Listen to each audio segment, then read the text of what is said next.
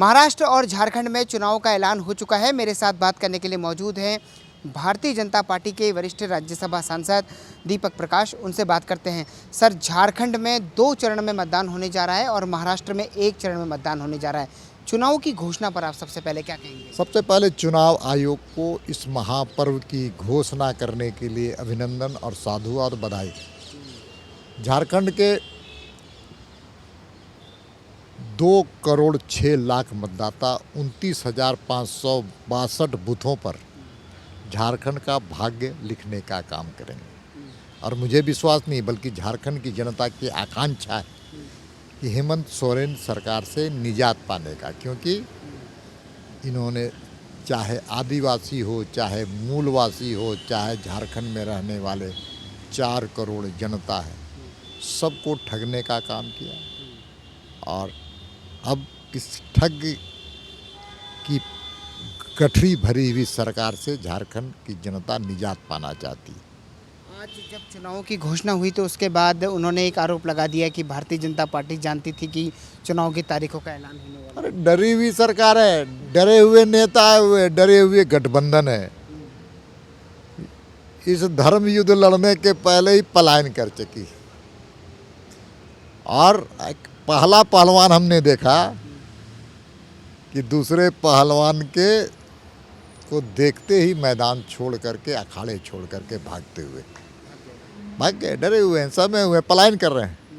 और डरे हुए इसलिए हैं कि इन्होंने झारखंड को लूटखंड बनाने का काम किया। डरे हुए इसलिए हैं कि भारत में सबसे ज़्यादा महिलाओं के साथ अनाचार की घटना इसी प्रदेश में हुए। डरे हुए इसलिए हैं कि पूरे देश में सबसे ज़्यादा पलायन यहीं से होता है। सबसे ज़्यादा कुपोषण भारत में कहीं पर होता है तो इस प्रदेश में होता है। और सबसे ज़्यादा विस्थापन का दंश अगर कोई झेल रहा है तो कांग्रेस और झारखंड मुक्ति मोर्चा के कारण झेल रहा है। और यहाँ पर तुष्टीकरण की राजनीति के तहत डेमोग्राफी परिवर्तन हो गया है।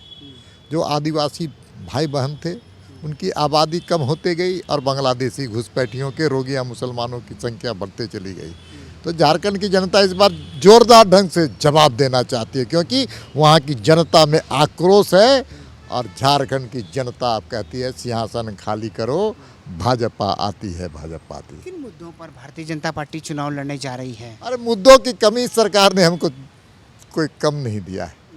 1 किलो नहीं, 2 किलो नहीं, मन नहीं बल्कि टन टन भर का, जिसको कहते हैं, पूरी तरह से, चाहे भ्रष्टाचार का मामला हो, चाहे स्कैम का, जमीन घोटाले का, शराब घोटाले का और खनन घोटाले का, और पूरी तरह से सेना के जमीन को लूटपाट करने का हो, चाहे महिलाओं के साथ बलात्कार और अनाचार करने की बात हो, चाहे तुष्टीकरण की सवाल हो, चाहे नौकरी के सवाल पर नौजवानों को ठगने का काम किया हो, बेरोजगारी भत्ता के नाम पर ठगने का काम किया हो, और केंद्र सरकार की योजनाओं को लटकाने और भटकाने का काम किया है।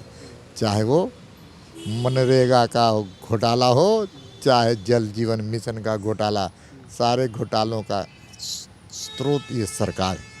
इसलिए जनता निजात चाहती है, निजात है, भाजपा उसकी पहली पसंद है। कितनी सीटें जीत रही है भारतीय जनता? इतनी सीटें जीतेंगे कि वहाँ पर अब ये सरकार में जो बैठे हुए लोग हैं अपने आप को ढूंढते ही रह जाएंगे। तो चलिए, दीपक प्रकाश बता रहे हैं कि पूरी तरह से आत्मविश्वास से लवरेज हैं और कई मुद्दों के साथ वो चुनाव में जाने की बात कर रहे हैं। अब आखिरी फैसला तो झारखंड की जनता को ही लेना है और देखना होगा कि वो आखिर इन चुनाव में किस सरकार को चुनती है। कैमरा पर्सन विद्याधर बारिक के साथ ललित नारायण कांडपाल, टोटल न्यूज़, दिल्ली।